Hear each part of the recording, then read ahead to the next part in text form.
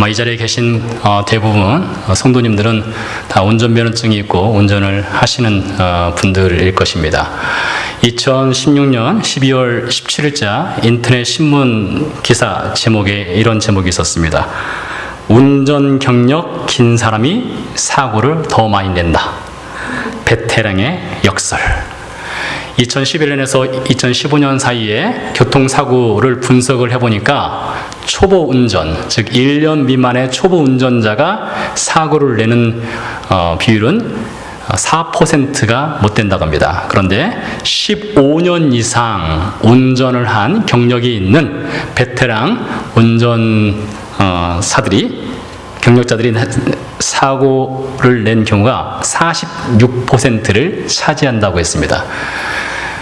운전을 오래 하면 사고가 안 날 것 같지만 오히려 사고로 더 많이 낸다는 것인데요. 여러분, 운전을 하다 보면은 가끔 옆 사람 보는 경우도 있고 앞 사람 보는 경우도 뒷 사람 보는 경우도 있지 않습니까? 초보 운전할 때는 전방만 주시합니다. 전방만. 그러나 운전 경력이 쌓이면 볼 것이 참 많습니다. 가끔 가다가 이렇게 교차로에서 차를 세우고 신호 대기 중에 옆에 보면 가끔 아가씨들이 뭘 하고 있습니까? 거울 바라보면서 이제 출근길에 화장을 하는 것도 보이고요. 책을 펴놓고 책을 읽는 사람도 본 적이 있고요. 옆 사람하고 이야기하는 경우도 본 적이 있고요. 또 주행 중에 휴대폰을 들고서 전화하는 것은 아주 일반적인 것이고요. 초보 운전일 때는 핸들 붙잡고 가기도 바쁩니다. 그러나 경력이 쌓이면 쌓일수록 베테랑이 되어가면 되어갈수록 마음이 느슨해지고 여유가 있어집니다. 그러다 보니까 오히려 사고를 내는 경우가 더 많다는 것입니다. 베테랑이 되어가면 될수록 더 위험한 것이 운전 습관이 되지 않는가 이런 생각을 해봅니다. 이 자리에 계신 교우님들 대부분은 인생의 베테랑들이십니다. 직장 생활의 베테랑이시고 사업의 베테랑이십니다. 수십 년간 사업을 해오시고 수십 년간 직장 생활을 해오신 분들입니다. 또 공부의 베테랑이신 분도 있습니다. 또 각자 분야의 전문 분야에서 베테랑들이십니다. 주보로서의 베테랑도 계십니다. 신앙의 베테랑도 있습니다. 오랜 세월 동안 신앙생활을 해오셨기 때문에 신앙생활의 베테랑이들이다 이렇게 말씀드릴 수가 있습니다. 오늘 본문에 등장하는 바울 역시 베테랑이었습니다. 어떤 베테랑이냐? 선교사로서 그는 베테랑이었습니다. 바울은 30년 이상 선교지에서 현장 선교를 한 인물입니다. 30년 중에서 7년 가까이를 옥고를 치루었습니다. 여러분, 선교사가 옥고를 치룬다는 것 굉장히 어렵고 쉽지 않은 일이겠지만 옥고를 치르면서도 그는 선교를 절대 멈추지 않았습니다. 선교 베테랑입니다. 이 선교 베테랑이지만 바울도 올챙이 시절이 사실 있었습니다. 젊었을 때의 이 선교사의 모습과 나이가 좀 들어서 베테랑이 되었을 때 바울의 모습은 약간 다릅니다. 이 젊었을 때는 바울이 굉장히 강한 사람이었습니다. 그는 자신의 의지를 꺾을 그 누구도 없었습니다. 자신이 결정하면 추진력이 대단한 탱크 같은 사람이었습니다. 사도행전에 보니까 15장에 나오는데요. 바울과 바나바가 두 번째 선교를 갈 때에 바나바의 조카인 요한 마가가 그들과 동참을 하려 했습니다. 선교 동역자로서 같이 사역을 하려 할 때 바울이 요한 마가가 동참하는 것을 단호하게 거절했습니다. 그 이유가 무엇입니까? 요한 마가가 1차 선교 때에 같이 선교를 하다가 밤빌리아에서 타우루스 산맥, 그 거대하고 그 위험한 산맥을 넘어갈 때 난 도저히 이 산맥을 넘어갈 힘이 없습니다. 난 죽기 싫습니다 하고 중도에 선교를 포기한 사람이 요한 마가였습니다. 그러다 보니까 바울이 기억하고 있는 요한 마가는 아주 선교사로서는 자질이 부족한 사람이었습니다. 그런 요한 마가가 선교지를 중도에 떠났던 요한 마가가 두 번째 선교에 동참한다고 했을 때 바울이 단호하게 거절했었습니다. 이 젊을 때 모습은 그렇습니다. 젊을 때는 아주 칼 같은 사람이었습니다. 날카롭고요. 사람 말을 잘 듣지 않는 사람이 바울이었습니다. 그러나 그가 시간이 지나면서 삶의 경력이 쌓이면서 경험이 쌓이면서 사람이 부드러워졌습니다. 나중에 요한 마가를 자신의 동역자로 세웁니다. 그와 같이 선교를 하는 것을 볼 수 있습니다. 베테랑이 되었습니다.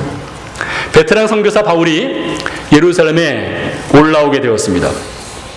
여러분, 베테랑 선교사도 훈련이 필요할까요? 저도 선교지로 나가기 전에 선교 훈련을 아주 짧게 받았습니다. 저는 선교 훈련을 약 8주 정도 온누리교회에서 진행하는 선교 훈련이라고 보기도 힘든 아주 짤막한 선교 훈련을 받고 이스라엘로 선교를 나갔던 기억이 납니다. 선교 훈련을 제대로 받지 못하고 나간 경우가 있는데, 제가 이스라엘에서 나가서 보니까 선교 훈련을 아주 탄탄하게 잘 받고 오신 분들이 있어요. 또 현지에 와서 선교 훈련을 또 받는 분들이 있습니다. 선교사가 나가면 언어 훈련 받아야 됩니다. 현지 적응 훈련 받아야 됩니다. 여러 가지 훈련을 받습니다. 초보 선교사가 받는 것은 당연합니다. 그렇다면 베테랑 선교사도 훈련이 필요할까요? 네, 당연히 베테랑 선교사도 훈련이 필요합니다. 우리가 숙고하고 있는 사도행전에 보니까 그 누구도 예외 없이 예수 그리스도를 믿는 사람이라면 하나님께서 끊임없이 그들을 훈련소에 입소시키는 것을 볼 수가 있습니다. 여러분, 하나님께서 아브라함을 75살에 불러서 가나안 땅에 정착을 시켰습니다. 언제까지 아브라함을 훈련시켰는지 아세요? 창세기 22장에 보니까 아브라함에게 하나님께서 말씀하셨습니다. 네 사랑하는 독자 이삭을 모리아 산에 가서 번제로 바쳐라 라고 말씀하실 때 아브라함의 나이가 몇 살이었을까요? 성경은 그것을 언급하고 있지 않지만 그 옛날 유대인들이 궁금하니까 조사를 했습니다. 언제쯤이었을까? 그때가.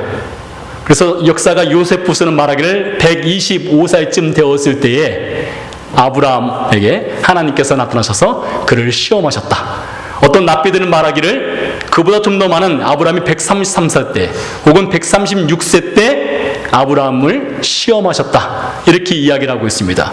공통점은 나이가 많이 들었을 때, 아브라함이 정말로 죽기 직전에 이르렀다고 했으면 물론 그보다 더 많이 살았지만요, 아주 노년의 나이에 하나님께서 그를 훈련소에 집어넣고 하나님께서 훈련을 시키셨다는 것입니다. 하나님께서 베테랑 선교사 바울을 예루살렘으로 불러서 그를 훈련소에 입소시켰습니다. 하나님께서 준비하신 훈련 프로그램은 무엇인가 하면 환난과 결박이라는 훈련 프로그램이었습니다.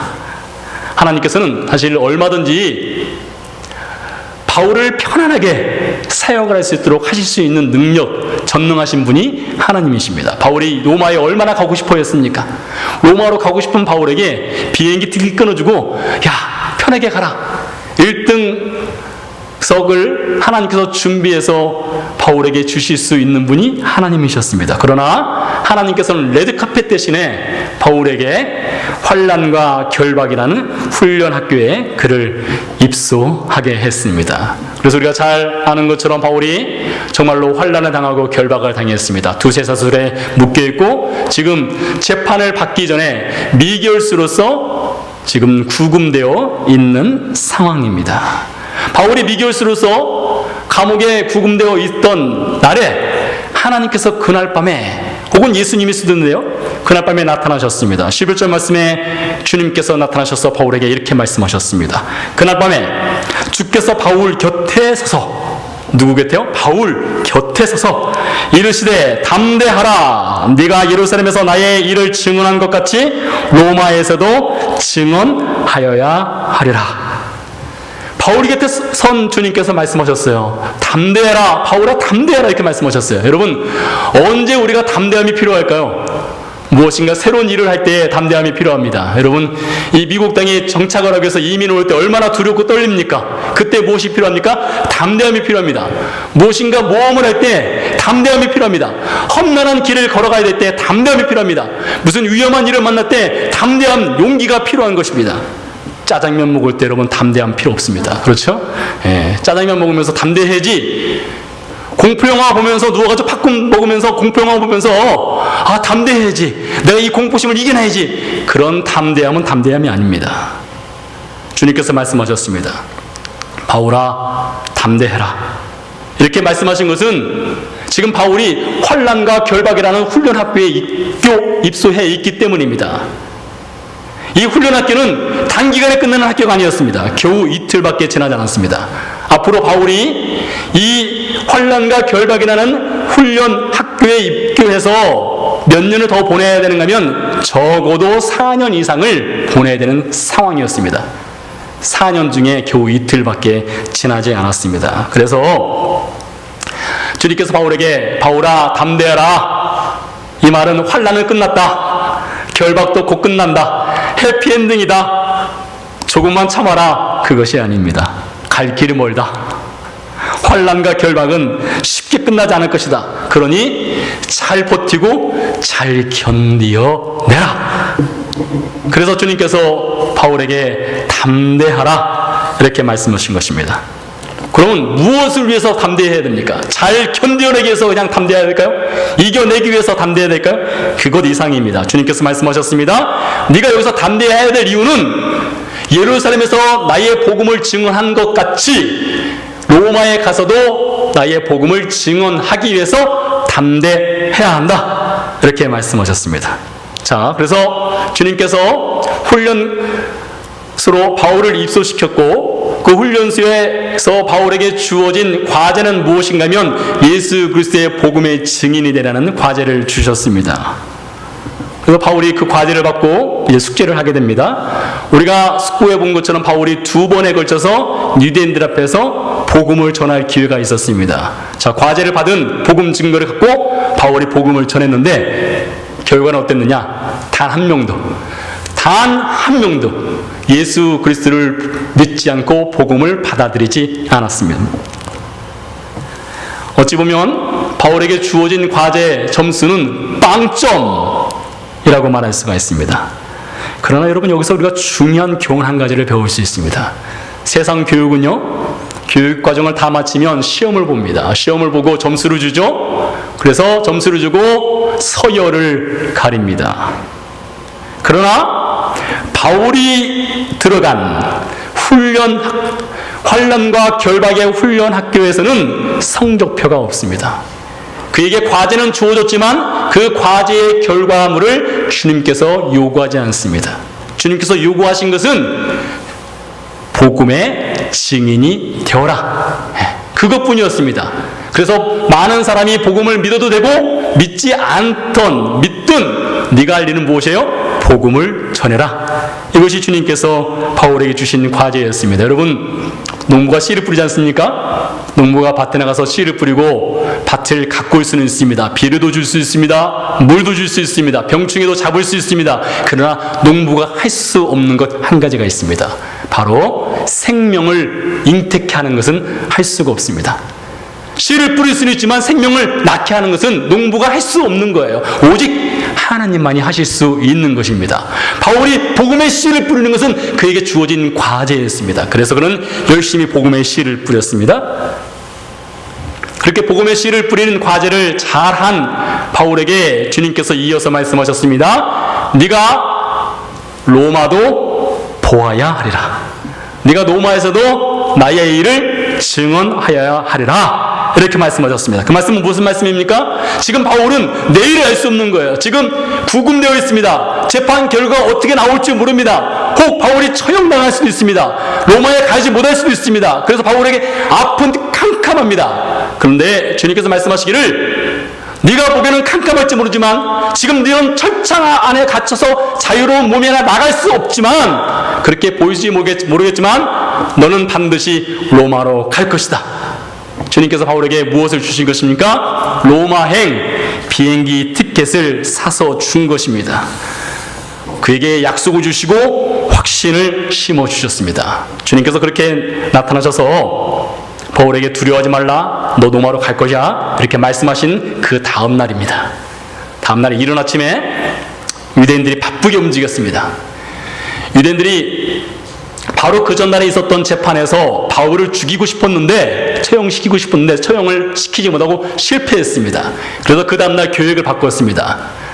어떤 유대인들이, 열성적인 유대인들이 40여 명이 모여서 우리가 어떻게 해서든지 바울을 죽여야 되겠다. 그래서 바울 암살단을 조직을 했습니다.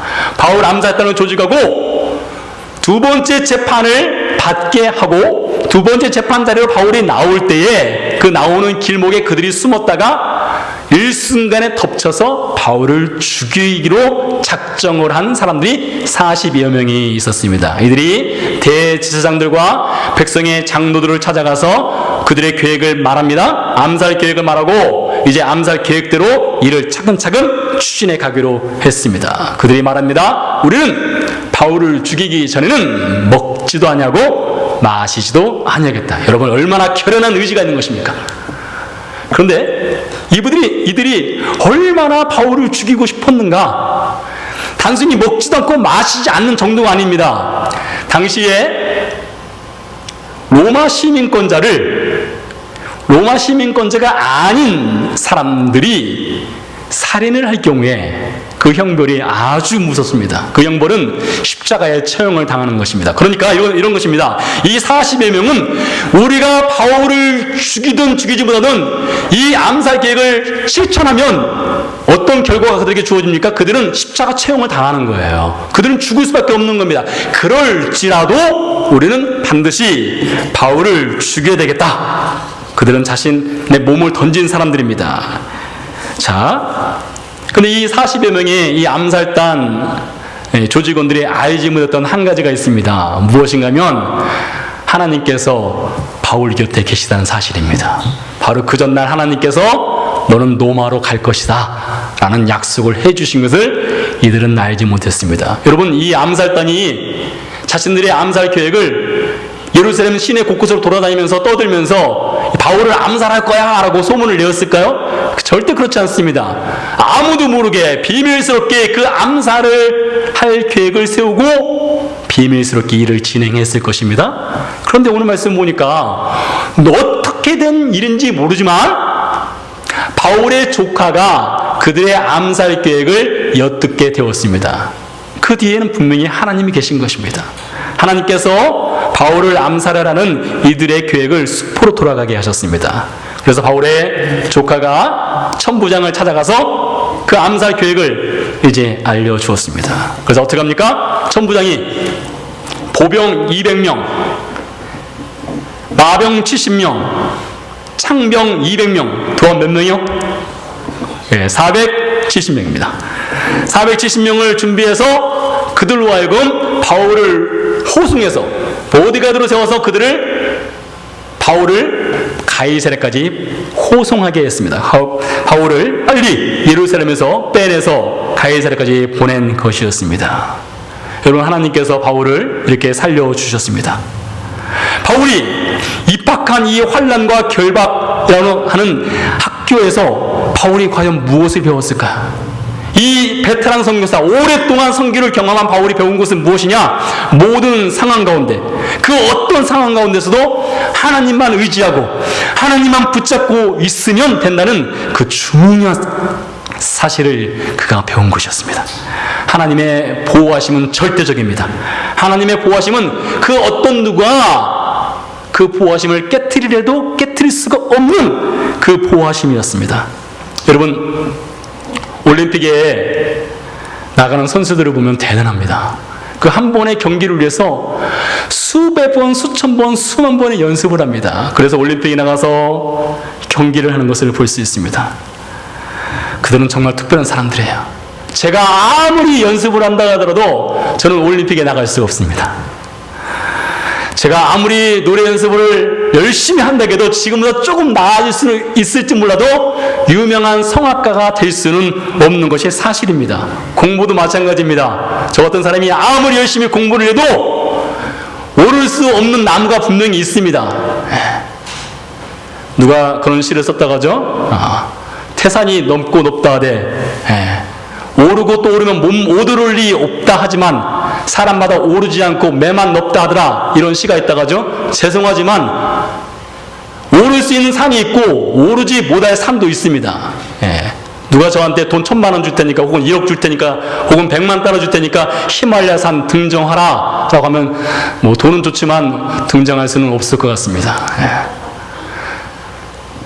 올림픽에 나가는 것도, 성악가가 되는 것도, 공부하는 것도 사람마다 재능이 있고 다 달라요. 어떤 사람은 가능한 사람이 있고 어떤 사람은 하고 싶어도 불가능한 사람이 있습니다. 그러나 여러분, 이것을 기억하십시오. 그리스도의 신앙 훈련은 다릅니다. 그리스도의 신앙 훈련은 재능이 필요 없습니다. 그리스도의 신앙 훈련은 특별한 사람들만 하는 것이 아닙니다. 하나님께서 입소시키는 우리의 삶의 신앙 훈련의 현장은 그 누구나 다 가능합니다. 머리가 좀 나빠도 가능하고요, 건강이 좀 안 좋아도 가능하고요, 세상 경험이 별로 없어도 가능하고요, 돈이 없어도 가능하고요, 힘이 없어도 가능한 것이 하나님의 신앙 훈련입니다. 누구나 다 가능한 것입니다. 초보자도 가능하고 베테랑도 가능한 것입니다. 사랑하는 교회 여러분, 지금 여러분들은 지금 어떤 신앙 훈련을 받고 있습니까? 여러분이 지금 받고 있는 모든 삶의 현장은 사실 신앙 교육 현장입니다. 신앙 훈련을 지금 받고 있는 거예요. 하나님께서 우리를 다듬어 가고 있는 것입니다. 예수님의 사람으로 다듬어 가고 있고 하나님 나라의 백성답게 살아갈 수 있는 삶의 현장으로 우리를 지금 훈련시키고 있습니다. 그때 주님께서 우리가 훈련 현장에서 때로는 힘들고 어려울 때 이렇게 우리에게 말씀하셔요. 바울에게 주셨던 메시지지 않습니까? 바울아, 두려워하지 마라. 너가 지금 결박을 당했고 환난이 있지만, 앞이 캄캄하게 보이지 않는 것 같지만 내가 네 곁에 있지 않냐? 이렇게 바울에게 말씀하셨어요. 여러분, 훗날 바울이 로마로 끌려갑니다. 로마로 끌려갈 때에 배가 스무스하게 로마까지 간 것이 아니에요. 이 가이사랴에서 로마까지는 날씨만 좋으면 10일이면 갈 수 있는 길이거든요. 근데 그 가던 배가 풍랑을 맞아서 다 죽게 생겼습니다. 276명의 사람들이 풍랑에 맞아서 내일 할 수 없고 당장 죽을 것만 같았어요. 그때 주님께서 사도행전 27장 말씀에 보니까 바울 곁에 다시 나타나셨어요. 그 풍랑 중에 있는 바울, 내일 할 수 없는 그 바울, 그 곁에 주님께서 나타나셨어요. 그리고 말씀하셨습니다. 바울아, 담대해라. 그렇게 말씀하셨어요. 여러분의 삶의 현장이 지금 어떤 현장인지 저는 잘 알지 못하지만 주님께서 여러분의 삶의 현장을 너무나 잘 아십니다. 주님께서 바울에게 주셨던 그 메시지는 오늘 우리에게 주시는 메시지입니다. 담대해라. 내가 네 곁에 있지 않냐? 이렇게 말씀하십니다. 2005년도에 이스라엘에서 한국을 잠시 나와서, 그때는 가족과 함께 나왔었습니다. 나와서 여러 곳을 돌아다녔는데 생전 처음 롯데월드를 갔었습니다. 롯데월드 가면은 참 볼거리도 많고 탈 것도 많더라고요. 그때 체리미가 그때 나이가 아마 7살쯤 되었던 것 같습니다. 제가 탔던 것 중에 하나가 360도를 도는 회전하는 것이었습니다. 아주 어리고 키가 작았어요. 지금은 키가 크지만요. 아주 왜소하고요. 체리미를 태우고 싶어서 같이 탔습니다. 제가 앉고 그 옆자리에 체리미가 앉았습니다. 안전벨트를 다 했어요. 360도로 돌아가는 이 회전하는 것이 올라갔어요. 이렇게 올라갔어요. 상당 끝까지 올라갔습니다. 끝까지 올라갔어요. 제 몸이 이렇게 서 있으면 괜찮은데 어떻게 됐을까요? 거꾸로 돌아섰습니다. 제 머리가 바닥으로 내려간 겁니다. 그 순간 제가 무엇을 하고 있었을까요? 체리미의 손을 꽉 붙잡았습니다. 혹이라도 떨어질까 봐요. 체리미가 저를 붙잡은 것이 아니에요. 아빠 저 떨어질 것 같아요. 저 붙잡아 주세요 하고 저를 붙잡은 것이 아닙니다. 제가 체리미의 손을 꽉 붙잡고 있었습니다. 제가 붙잡고 있었기 때문에, 물론 안전벨트도 썼지만 제가 붙잡고 있었기 때문에 저는 체리미는 안전하다 라고 얘기했습니다. 여러분, 우리 인생 현장에서 받는 신앙 훈련 현장에서 우리가 하나님의 손을 붙잡고 있는 것 같지만, 우리가 어렵고 힘들 때 주님 제 손을 붙잡아 주세요, 우리가 주님께 손을 내미는 것 같지만 사실은 그렇지 않습니다. 주님께서, 그 어떤 손보다 강하신 주님께서 여러분의 손을 붙잡고 계신 거예요. 여러분의 손이 흔들리지 않도록 붙잡아 주고 계신 것입니다. 우리는 비록 흔들리고, 우리는 비록 두렵고, 우리는 비록 앞이 캄캄한 것 같지만 주님께서 그 손을 붙잡아 주셔요. 그리고 주님께서 붙잡아 주시는 그 손은 결코 흔들리지 않습니다. 그래서 예수님께서 이렇게 말씀하셨어요. 이 세상에서는 너희가 환난을 당하나 담대하라. 내가 이미 세상을 이기었느니라. 우리의 싸움은, 우리의 현장은 이미 이겨놓고 싸우는 싸움입니다. 주님께서 우리 곁에 계시기 때문입니다. 기도하시겠습니다.